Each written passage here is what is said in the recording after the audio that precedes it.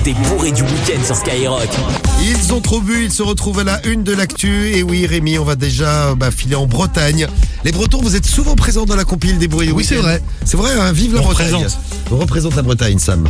Allez, on va à Quimper. Numéro 3. Un repas de famille, arrosé bien évidemment, a dégénéré. Il y avait dans cette famille un cadra un petit peu agressif. Et du coup, la police est intervenue, sauf que ça s'est très très mal passé. Il a frappé le policier, enfin les policiers même, et il a jeté son dentier en direction d'eux, accompagné de sa compagne. Il a 40 ans, il a un dentier. Ouais, c'est un peu compliqué, ouais. Ça peut arriver. L'alcool, ça attaque, hein. Voilà. Ah, les dents.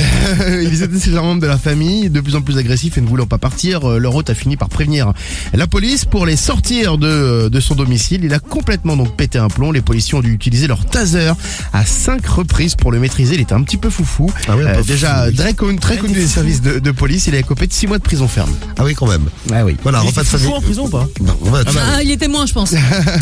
on va filer à Chartres. Numéro 2. Il y a une meuf bourrée qui a dégradé la voiture de son mec parce qu'elle était très très jalouse et elle le soupçonnait d'infidélité. Oh. En fait, l'histoire, c'est vers 7h du matin.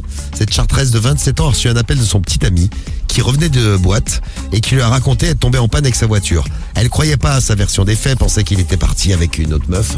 Ouais. Elle a donc décidé de partir à sa recherche. Elle a retrouvé son véhicule garé devant le domicile d'une femme qu'elle soupçonnait d'être sa maîtresse. Elle s'est alors emparée d'un morceau de bois et a commencé à taper sur la voiture, c'est une Ford, et à briser les vitres, à faire des bosses de partout, à péter la carrosserie.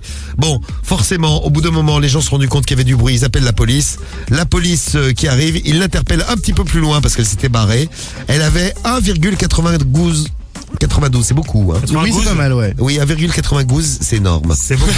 Grammes par litre de sang. Elle a été placée en cellule de dégrisement parce qu'elle ne donnait plus l'heure, comme on dit chez moi. Bon, son mec, il a pas porté plainte parce qu'il est gentil. Et le parquet a décidé de poursuivre quand même la femme pour des faits de dégradation. Bah oui. Voilà. À Chartres. Et on finit par la Baule. Numéro 1.